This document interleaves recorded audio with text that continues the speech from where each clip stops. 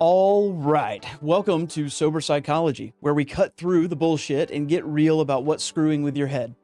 I'm Michael, your host, a psychologist in training who's been through the ringer. Sober, married, dad, and still fighting the good fight against my own demons. I'm in the trenches with you, my brothers and sisters. Today we're diving into friendship. Yeah, that warm, fuzzy thing that you think that you've got locked down until your bestie ghosts you over a $20 Venmo request. That's it. Let's be honest. Most of you suck at friendship. You're either clinging to some toxic leech who's been draining you since high school, or you're so lonely you're calling your DoorDash driver your bro. Friendship isn't just swapping memes or splitting a pitcher of beer at your local pizza joint. It's a psychological contract, and most of you are breaching it probably daily. Today, I'm going to break down why your friendships are falling apart, what science says about building real ones, and how to stop being the human equivalent of a participation trophy in your social circle. Stick around because I'm not here to coddle you, as per usual. I'm here to slap you awake with some hard truths. By the end of this, you'll know why your friends secretly hate you, or dislike you, or talk behind your back. I don't know, whatever. How to spot a real one, and what to do when your social life feels like a bad Tinder date. I don't know. That's the best I got right now. So let's get into it. Welcome to the show where we break down the mental health stigma, navigate sobriety with humor, and prove that it's okay to laugh while you heal. Let's get real, let's get honest, and maybe a little weird. Growth is messy, but you don't have to do it alone. This is Sober Psychology.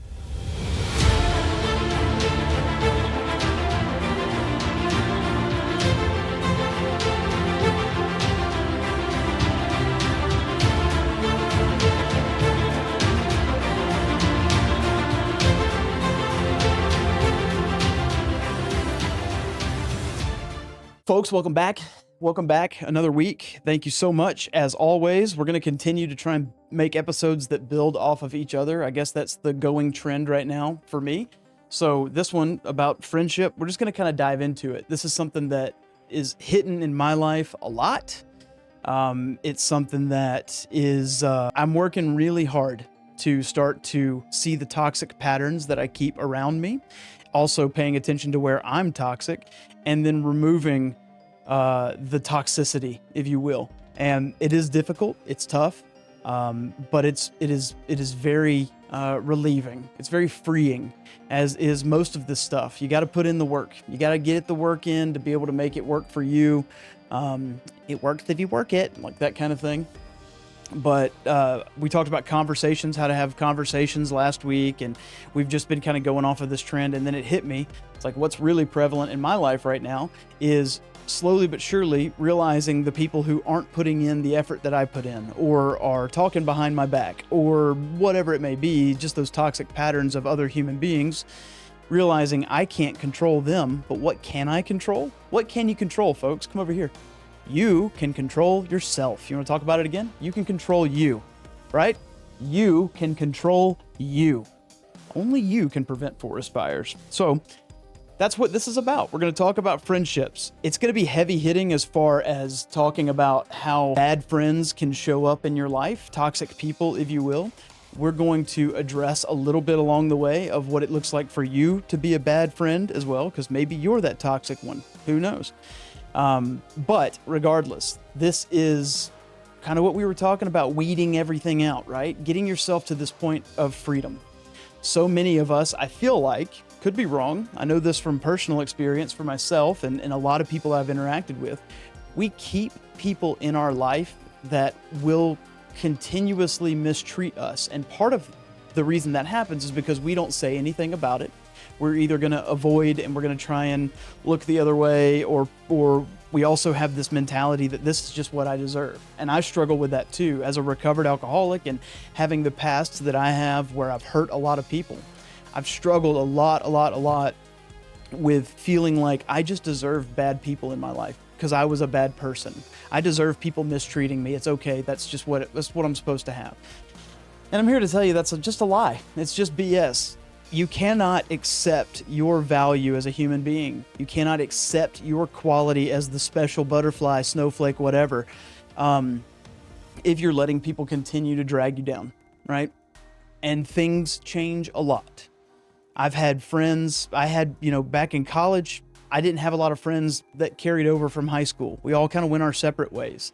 I had a lot of really good friends in college, but then when I went through my alcoholism, yes, I was wrong and yes, I was bad, but you see how a lot of people begin to show up in your life when you start to mess up. Okay. And again, this goes back to that persona. I tried to pretend that I was Superman. I wanted everybody to have this image of me, like I could do no wrong. And so when I did do wrong, it was like, here we are. But you just learn how to distance yourself. You don't have to hate these people. You don't have to mistreat them. That's not what I'm saying at all. You don't have, and what you don't want to do either is get to this egotistical mindset where you put them below you. But what you do need to do is protect yourself and protect your mental health. It's very important. I think that it is, that's a huge maturing element as far as growth is concerned. And it's a difficult position to be in a lot of times, but it's 100% worth it, let me tell you. So we're going to dive in. Starting out, we're just going to talk about why your friendships suck. But before we do that, I'm going to get better at this. If you're still showing up and seeing this content, I want to let you know a little statistic that's going to hit home. There are 90.3% of you that watch the content on a weekly basis that are not subscribed. I don't know how else to say this to you, but you better find a way to subscribe right now. It would mean the world to me. It would be great. And I think that it's something that, you need to do. Okay. Personally. So come on in. If you're watching on YouTube, this is it. Get in here. Please subscribe to the channel. Okay. That's it. That's all I got for you. Now we're going to move on to talk about why your friendships suck. Let's start with the ugly truth. Most friendships are built on convenience, not connection. This is, again, one of the hard ones that I've had to deal with since moving out here to Midland, Texas. I just gave away my location. Come find me. You are friends with Dave because he's got a couch to crash on, or Sarah because she's got a Costco membership. That's a pretty neat perk, by the way. That's not friendship. That's a transaction. Psychologically, we're wired to seek out people who meet our needs, right? But we've gotten lazy over the years. There was a 2018 study in the Journal of Social and Personal Relationships that found that 75% of people feel dissatisfied with their friendships. 75% of people. Why is that, you may ask? I have an answer for you. It's because we're all settling for shallow bullshit instead of doing the work, right? That's not just blaming it on someone else. That's also looking at yourself. Right? We're dissatisfied with our friendships because we're not putting in the effort. We could also be dissatisfied with our friendships because maybe they're not being kind. Maybe they're not being healthy. Maybe they're just using us as a transaction. I've had to cut out a lot of people since moving out here, and I'm still about to start cutting more people out because I've realized I'm more of a convenience option. But I also have to take a look at it and realize that when I moved away from my little comfort bubble, my little recovery bubble, if you will, I was not a good friend for a while. I doubled down. I needed to get a job and get my life back on track, so I could be financially secure and to be able to pay bills. And then that led to dating. And then I began dating, and the person I was dating, I ended up marrying, and now we have a kid. And it's like life happens and people grow apart, and that's okay. So what I'm telling you out of all of this is that pay attention to those transactional, convenient friendships that you have, but also pay attention to where you're being at fault in that situation too. Right? So here's a truth bomb for you. If your friendship feels like a chore, it's because they are a chore, right? You're not friends. You're hostages. Dunbar's number, which is from the anthropologist Robin Dunbar, we talked about him last week. He says that we can only handle about 150 meaningful relationships, with 5 to 15 of those being close friends, right? If your inner circle is a revolving door of flakes and drama queens, you're wasting slots on people who don't give a shit. Okay? Cut them loose, and that's okay. Stop inviting that guy who only shows up when there's free food, Like, pay attention to where you're being treated in a transactional manner. And then let's talk about the elephant in the room. You are probably a shitty friend too. Okay? Yeah, you. You're not listening when your friend vents. You're just waiting for your turn to complain. Again, go check last week's episode in conversation, talk how to have a conversation. If you're waiting for your turn to talk instead of actually listening to what someone's saying, you're just all self-centered, aren't you? There's a 2019 study from American Psychological Association that showed that active listening, actually hearing someone instead of planning your next TikTok, can boost trust and connection. Outright, period. The numbers are big. But you're too busy texting during a breakup story to notice, right? Friendship is a two-way street and you're driving drunk, okay? So pay attention to your own ish in all of this, all right? The second part of this is the psychology of real friendship. So we're going to help kind of define that framework, if you will. So what makes a friendship worth keeping? Science has answers for that too, by the way. Here we go. According to attachment theory, which shout out to John Bowlby, however you say it, our early relationships with our caregivers begin to shape how we bond as adults, okay? If your parents were distant, you might be that clingy friend who's constantly texting, "Are you okay?" You're doing it 10 times a day, right? A little much, right? If your parents or your caregivers were smothering, you're probably the aloof asshole who leaves people on red for a week. Knowing your attachment style, whether it be secure, anxious, or avoidant, can help you stop sabotaging your friendships. There was a 2020 study in Personality and Social Psychology Bulletin that found that secure attachment predicts stronger, longer lasting friendships, right? And here's the shocker. People like friends who aren't emotional landmines. We don't gravitate to the emotional landmines, right? You want to be a real friend? Be vulnerable, but not a damn oversharer, okay? Again, that's another episode we talked about with the oversharing. That was 2 weeks ago. And we talked about Brené Brown, right? Who is the queen of vulnerability. She says that authentic connection comes from showing your flaws, not your highlight reel. But there's definitely a line in all of that. Nobody wants to hear about your toenail fungus on the first hangout. Share what matters and watch who sticks around. Those are your people, okay? And another key to all of this, reciprocity. Nailed it. Got it. A 2017 study in social psychology and personality science showed that balance, give and take, right? Like remembering their birthdays or not dodging their calls. That's going to begin to build trust as well. If you're always the one who is paying for drinks or apologizing, you're not friends. You're just a doormat. Okay? Pay attention to how you're being treated in all of this, your response to all of it, how that's being looked at, right?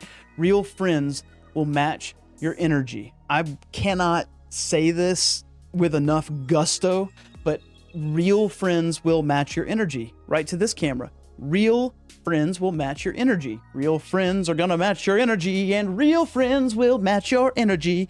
Okay? Nailed it. You want to go all of them? Real friends will match your energy. We're all over the place with the cameras today. I've had caffeine. I went golfing today. I'm sunburnt. I'm drained. You know, it was 101 degrees today when I was golfing. What are we thinking, guys? Real friends are going to match your energy. They don't leave you carrying the emotional load like you're their unpaid therapist. All right? So pay attention to that. This is another hard thing that I've had to deal with recently, and I'm still dealing with it now. People that I thought were very, very close to me, I had to take a step back and look at it and realize they're not matching any of the energy. They're not putting in any of the effort, right? This is a give and take. And if it's just give, where are you getting refilled at, right? If you're a pitcher pouring out into somebody else, that pitcher at some point is either going to run dry or you got to have something filling that pitcher up, okay? So all of that to say, pay attention. Right? Are you being used? Are you being used as someone's unpaid therapist? Are you being used as someone's transaction? Are the people that are around you that you're putting so much into that relationship, are they matching that energy with you? Question mark? That's for you to decide. Okay? Part 3 of this is going to be the dark side of friendship. And I promise we're going to get past the gloom and doom and all this in a little bit. But right now we're going to get raw. Friendship can mess you up worse than a bad breakup. Have you ever had a friend who is always joking about your weight or your job or taking jabs at you left and right, things like that? That's not a friend. That's a bully with a +1 to your barbecue. Toxic friendships can tank your mental health. There's a 2021 study in Frontiers in Psychiatry that linked toxic relationships to higher stress and lower self-esteem. You don't want those in that direction. You want to come back, lower stress, higher self-esteem, right? If your friend makes you feel like garbage, just ghost them. That would be my offer right there. You don't owe them a TED talk on why they suck. All right? Here's a wake-up call. Some of you are staying in friendships because you're scared of being alone. And here's the newsflash behind all of that. Loneliness is better than a friend who stabs you in the back while calling you fam. Codependency is a bitch. Stop needing their approval more than your own sanity. Okay? And this is a tough one. It's very difficult, but I think there are also relationships like especially dudes, right? Dudes, we're children. We never really grow up if you think about it. But I've got a lot of guy friends. We take jabs at each other all the time. That's how our friendship is built up. But the reason that it got to that point is because we knew each other's limits, right? The good friends that we take jabs at, they won't ever take a jab at me at something that they know I'm really struggling with. I'm real sensitive with. Like I shock the hell out of people because I'm able to laugh and joke in a way of really paying attention to how ludicrous it all was with my past, right? The guy I went golfing with today, we're building a pretty good friendship, and I love the dude to death, and it's really awesome to see that friendship begin to grow and blossom. But on the phone when we were confirming our tee time, I was making jokes about, getting wasted at the golf course. I'll be waiting on you. I'm pre-game and all this kind of stuff. And like for him, that was a little uncomfortable. He had never heard me throttle it up to joke about my sobriety, right?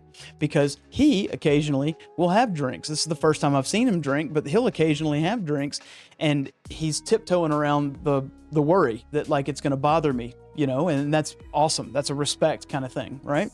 But for him to hear that, I think kind of released a little bit of that tension of like, I don't have to tiptoe around this. It's like I've told him, it's like I've told you guys, it's like I'll continue to tell people. If my sobriety is so timid, if my sobriety is so shaky that seeing someone else take a drink is somehow or another going to cause me to relapse, then I need to do some work, right? Like I don't need to be in that situation, and I need to be doing some work. So all that to say, as far as the jabs at one another, like if you have friends that you both kind of know where your tolerance level is, that's fine. That's great. That's healthy, I think. I think it's good to have friends that you could be sarcastic with and make fun of in a loving way, but like at the end of the day, they've got your back, right? So anyways, speaking of having their back, let's go to the next one here. Let's talk about betrayal. That friend who slept with your ex or spilled your secrets. They didn't make a mistake. They showed you who they are. Okay? Just take it for what it is. Believe them. Forgiveness is great, but don't be a sucker. Okay? There was a 2018 study in psychological science that found that trust, once broken, is something that rarely recovers fully. It can recover a little bit, but it very rarely will recover fully. We're human beings, right? It's tough.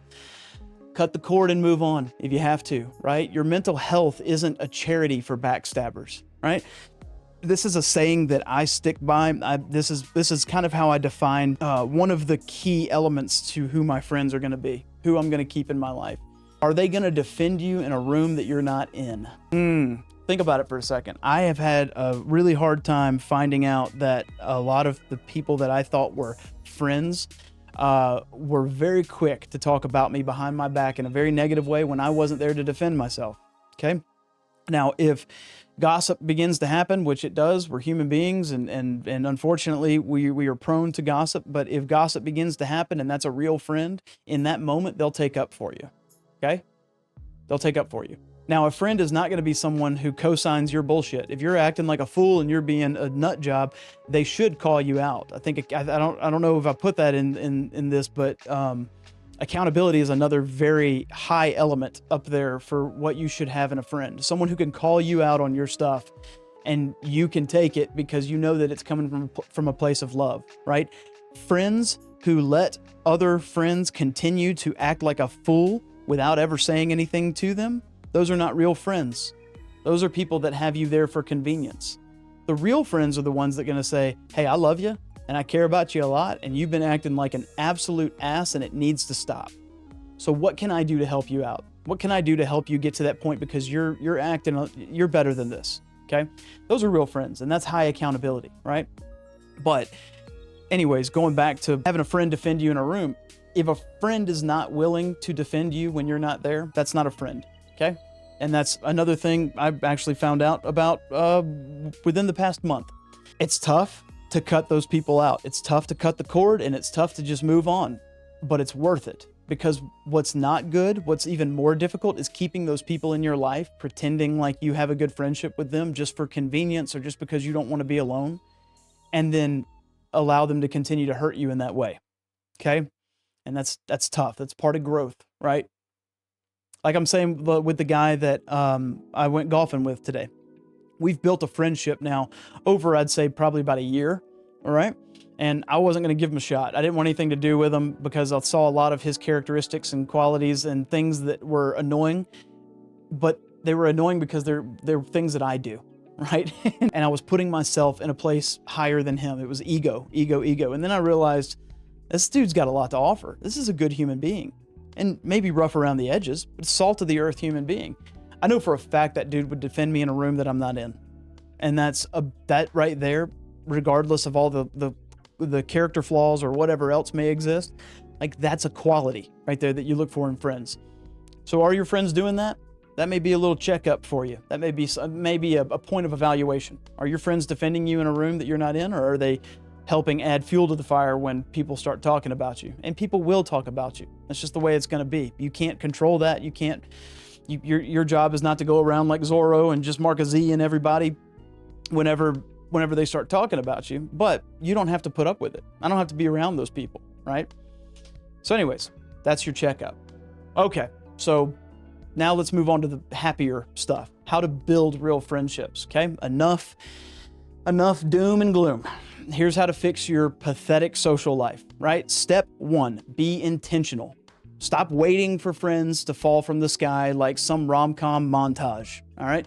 Join a club, hit up a meeting, or talk to that coworker who's not a total jerk, right? There's a 2022 study in the Journal of Personality and Social Psychology that found that shared activities like trivia night or cooking class build stronger bonds than just grabbing coffee, right?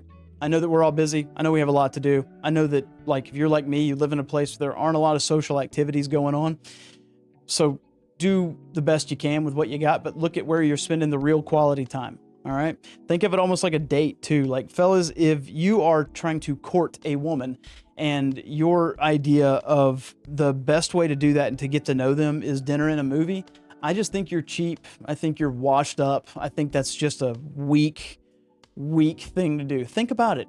Think through it. Like, how am I going to get to know this person to the fullest extent that I can with the given amount of time that I've got? You know, shared experiences. All right. Let's do something together. All right. Friends, especially, you know, you can, like, again, bonding with this dude over golf, right? If we sat down and had coffee, we could do it. It's fine. You know, we're both grown men. But it's kind of awkward at a certain point, right? It's almost like you're forcing a conversation. But if we're going to do golf and we're laughing, we're having a good time, we've got this shared experience, which, if you're a golfer like me, turns into shared misery. Hey, am I right, hackers? Let's go. But it's one of those things where you're just kind of looking to see what you can get the most out of in that situation, right? So just think of it that way. Shared experiences, trivia night, cooking classes, whatever it is. Like, find a way to be able to just have fun with that person, right? Get to know them. And if you want a pro tip, stop chasing the cool friends, right? That influencer with 10,000 followers isn't going to cry with you at 3 a.m. Find the weirdos who get you. The ones who will debate alien conspiracies or binge The Office for the 10th time, right? Those are your tribe. Another really good one is, like, find a friend that would go to church with you. Find someone in church. Find someone who has that shared idea of morals and values and are rooted, their aspect of relationship is rooted in Christ. Can't go wrong there, right? I mean, still, Christians are probably the worst at relationships, if I'm being honest, but still, like, at least you have a foundation there, right? That's something that's already built for you, right? Now you can grow off of that, okay? Step 2, communicate like an adult. Please, y'all hear me on this. Communicate like an adult.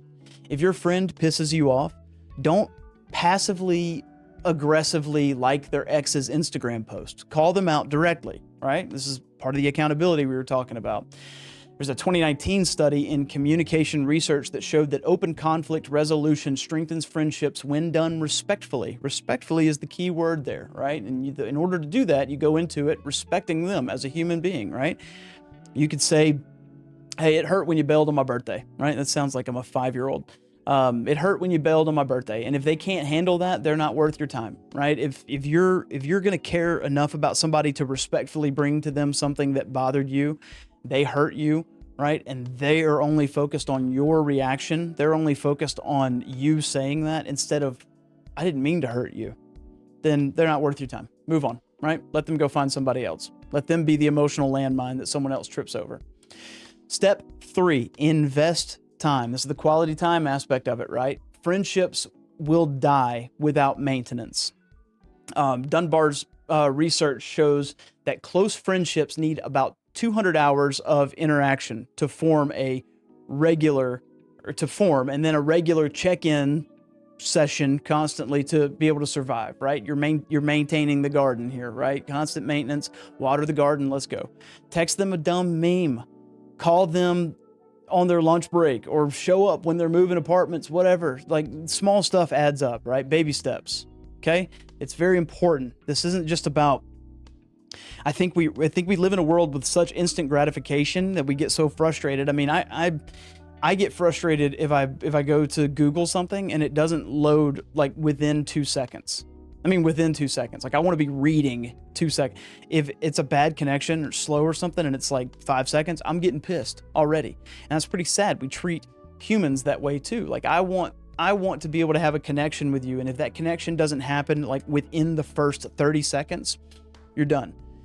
And then you don't give people a grace period, right? Like, that's the hard thing too, is the grace aspect of this. Some friends are just not, everybody's struggling with their own thing, right? And the last thing that you want is someone to be exactly like you. I tell my wife this a lot. Like, I don't want you to be like me. I don't want to marry me. I want you to be the fullest version of you that you can be. And I want that version of you to be able to complement me, but also contrast me in a lot of ways too, right? It's this iron sharpens iron thing. It's this constant like working together to be able to find enjoyment, to find things that we can connect on. That's how we need to be with most of our friendships, right? It's the small stuff. You don't have to go crazy, but I mean, just like, hey, thought about you today. I saw this funny so-and-so, saw this funny video, thought about you. Okay, great. I have people in my life that like our relationship is just solely connected on sharing reels with each other. It's pretty weird. That's just the world that we live in. But you know, there are a few of those where I'm still really close with them, and I know that I could call them and they'll answer. And that's really important to me. Okay. Just find your boundaries, right? Find where your level is, find where you're being used as some level of transaction or convenience. Find the friends who are going to defend you in a room that you're not there. All right. Period. Anyways, look, friendship is not a fairy tale. It's a grind. It's messy. It's hard. And half the time it feels like you're herding cats who don't even like you. But when you get it right, it's freaking gold. I promise. Right? Those late night talks, those inside jokes, that one friend who'd hide a body for you, no questions asked. Not that we promote that on this channel, but just saying, you know what I mean? That's what makes life worth living, is with that community, with that friend, with that tribe, right? You deserve friends who lift you up, not drag you down. So take a hard look at your circle. Who's real in all of this? Who's dead weight in all of this? And most importantly, what kind of friend are you? That's the big one to ask yourself. Stop waiting for someone else to fix your social life. Be the friend that you want. Show up, listen, and don't be a flaky asshole, okay? So here's your homework. Text one friend that you've been neglecting and make plans. I mean, actual plans, not a group chat, not, we should hang out soon, cop-out BS that we do, right? Actual plans. And if your circle is toxic, start cutting ties, right? Life's too short for friends who make you feel like shit. Period. Do yourself a favor. Cut those ties. You don't have to hate that person, and you're not better than that person. They're just not going to be healthy for you, and that's okay. Move on. Grow. Treat yourself. Do your thing, boo-boo. Anyways, thanks for tuning in to Sober Psychology. If this hits you in the gut at all, smash that like button, subscribe, and please share it with somebody who needs to hear it. Maybe that friend that you're about to dump. I don't know. Maybe. Drop a comment below. What's the worst friendship betrayal you've dealt with? All right, Spotify people, we'll catch you next week. Thanks for tuning in, as always. YouTube people, my video warriors, y'all are great. Thank you. YouTube is blowing up, by the way. Y'all are treating a boy right. You know what I mean? Let's get real in these comments. I'm Michael, and I'll catch you next time. Keep your head up. Keep your heart open. Go help somebody. And go be a good friend. For the love of God, go be a good friend. All right. Love you guys.